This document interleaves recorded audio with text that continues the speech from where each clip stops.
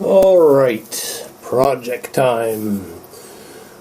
No, this is not the project. This is a machinist's rule. Handy for doing fiddly fine little stuff. And get close enough here to get the darn thing to focus. Inches and millimeters. This is in 64ths. Up to about the 3-inch mark. And it's even got 16ths. Machinist's rule, where I got it, picked it up somewhere. Oh, that's way cool. Stainless steel, the whole 9 yards. Anyways,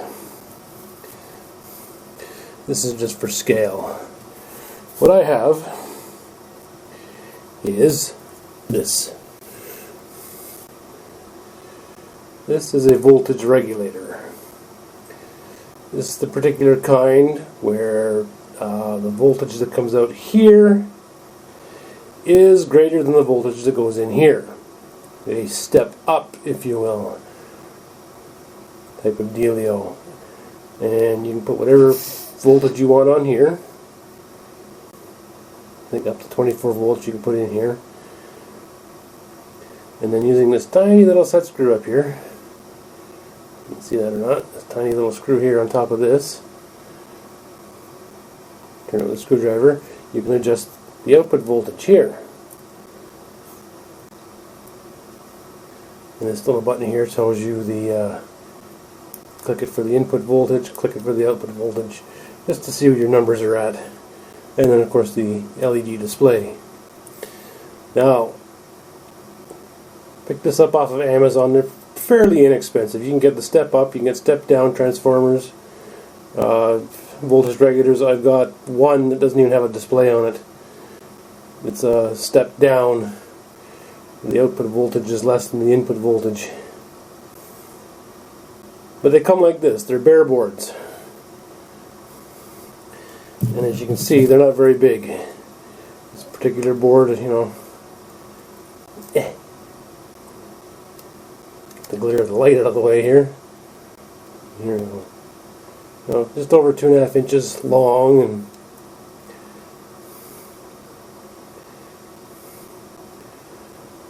about 1.5 inches wide. But they come like that, they're bare. They don't have boxes for them or anything. You're kind of on your own for that. It'd be hard to put it in a box anyways because the display, you see that, the display is lower than the height of the components. So, but anyways, what I want to do, watched a YouTube video the other day. Somebody had a Raspberry Pi Zero and they bought a pre-made kit for it, which is pretty much, well, 2 layers of clear acrylic. So using that idea, figured I had this voltage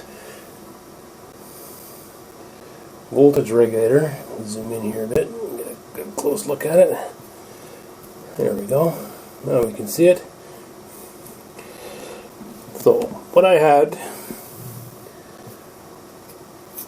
I purchased a Raspberry Pi a couple of years ago and ordered a case for it.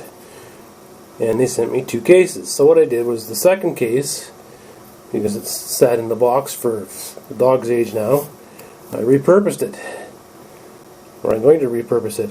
There were 4 little ears, little tabs on each thing here. I cut them off and smoothed it out. I marked and measured the spacing here, the hole spacing. All the hole spacings in that. And then for the top panel, I'd like to be able to adjust the voltage. I drilled a hole for that so you can put a little screwdriver in there. Do your thing with that. Now, I went to my local Lowe's the other day looking for something else, which I was surprised to find. And I came across tiny little stuff. Now this here, this was a 6-inch length of 3 30-seconds threaded rod.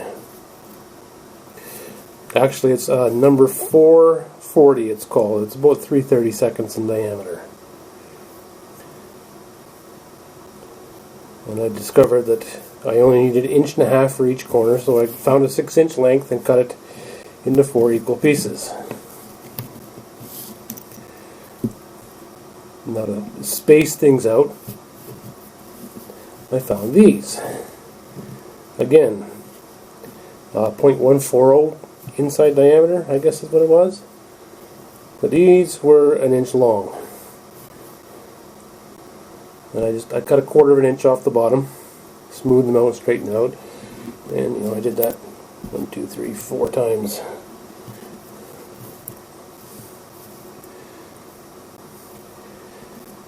And then I found brass nuts. I figured if they're going to be seen, if all this stuff's going to be visible, then we'll just use brass nuts. Because, well, the threaded rod is going to be completely covered by nuts and sleeves and stuff anyways, so they'll be fine.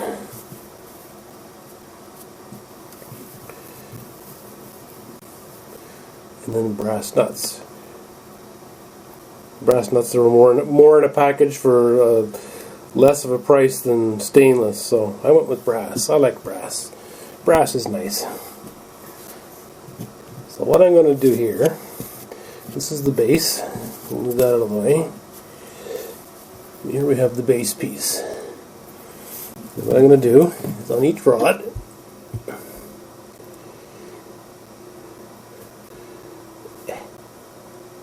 thread a knot on just till the screw is protruding from the bottom. Stick that in there, move you out of the way. Okay, that in there like that. And we'll do everything 4 times.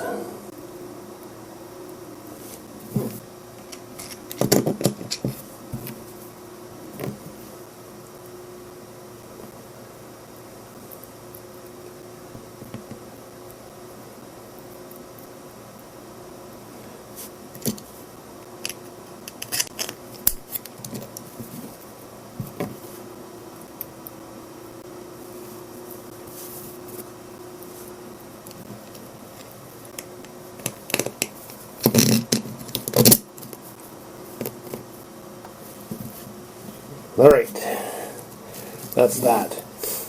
Now, to provide space for wires to run underneath the board here, because I think for strain relief what I have to do is take the wire coming out here and run it under the board to the other side, and do the same thing on this side.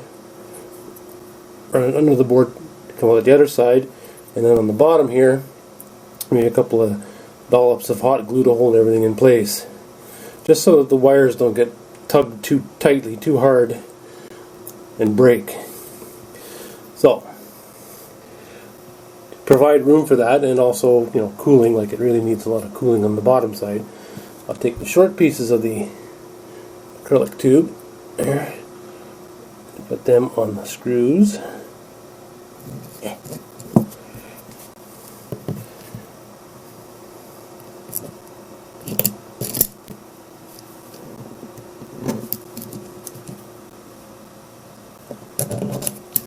So far, so good. Now we slide the board on there.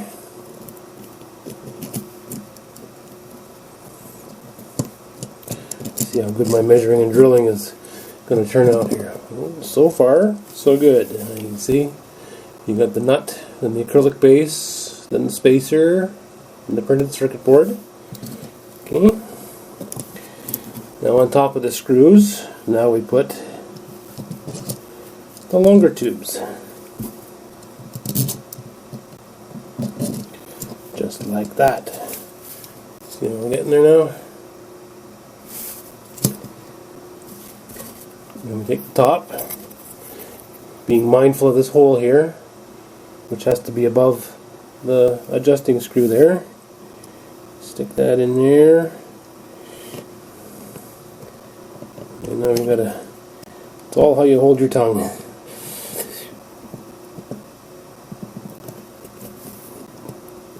Getting everybody wiggled into place here.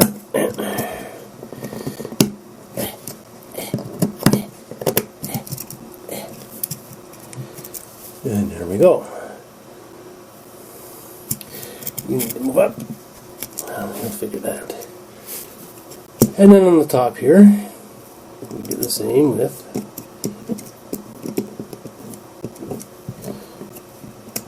the other 4 nuts. Pardon my hand.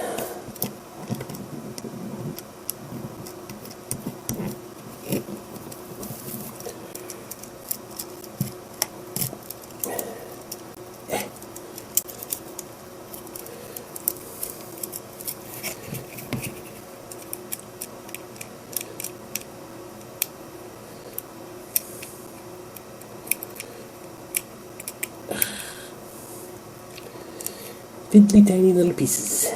Fiddly, fiddly, fiddly. Oh. Spent a lifetime building model cars and things. Doing fine scroll sawing. And you don't want to go on there, do you?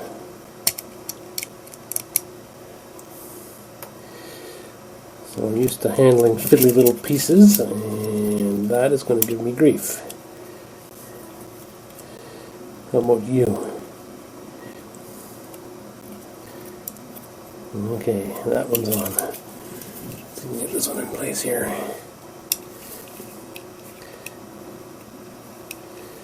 Thought I filed all the screws where I made the cuts. But I must have missed one. How do you like them bananas?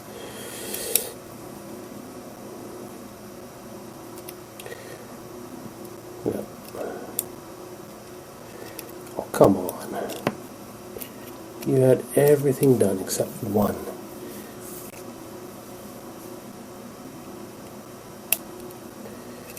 There we go.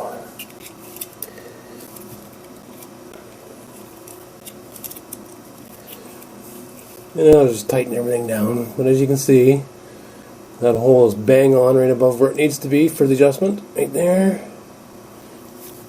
And what you get now is a sandwich.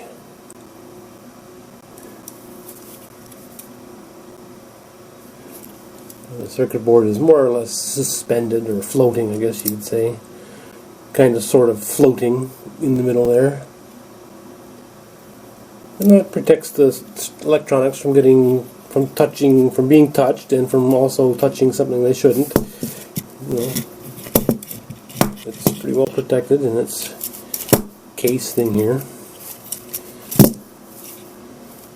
And the nice thing is it can be set on the desk, on the edge like that, looking at it this way of course, so you can watch the voltage going up and down and all around. They call that static movement. Eye candy.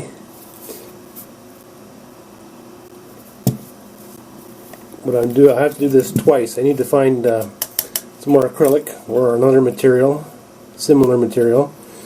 The reason I'm doing this, on my post-processing computer setup, I've got underneath the ledge, underneath where the keyboard sits, I have automotive LEDs, the stuff you're supposed to put in your car. Well, they're 12 volts. And what I want to do is I want to be able to plug it into a powered hub, USB hub, which is 5 volts. So I got a step up voltage regulator, the 5 volts in here from the hub.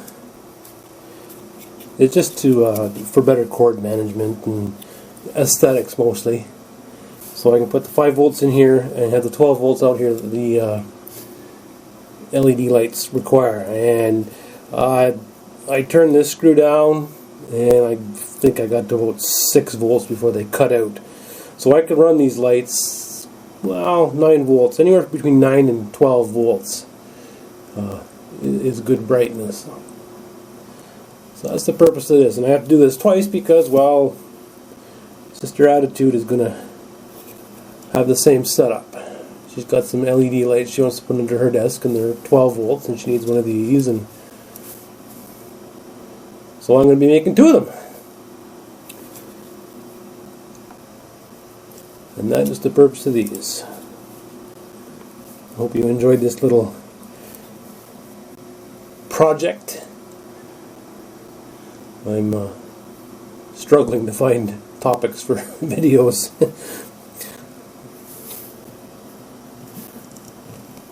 There you are, a nice case for a 5-volt, or just call it a step-up voltage regulator. And there's my camera light blinking. Can you see it?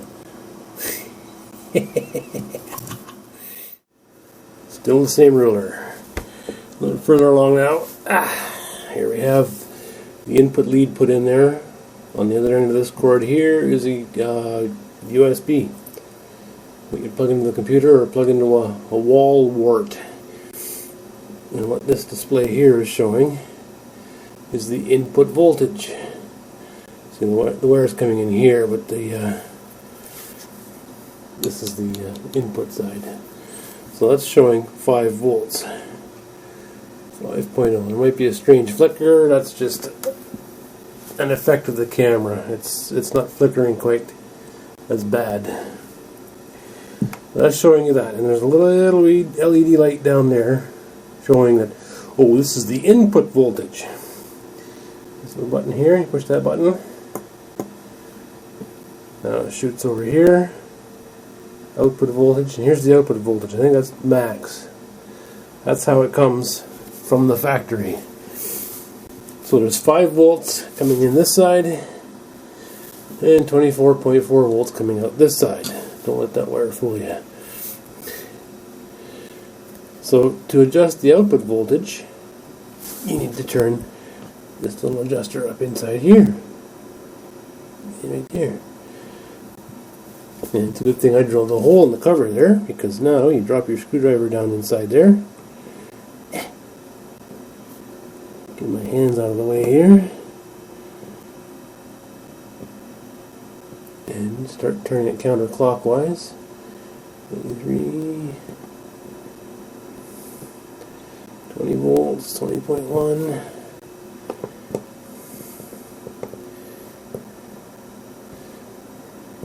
The hole might be just a little bit off.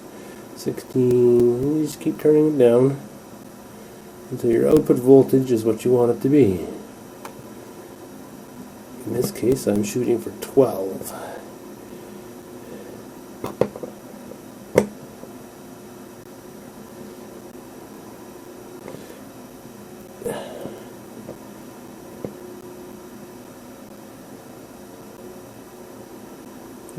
.9, 12.0, somewhere in that vicinity. And there you go. Now your output voltage is where you need it. And you can just tweak it a little bit. There you go. 12 volts. This way, if the input voltage varies ever so slightly, like in this case it's 4.9 now,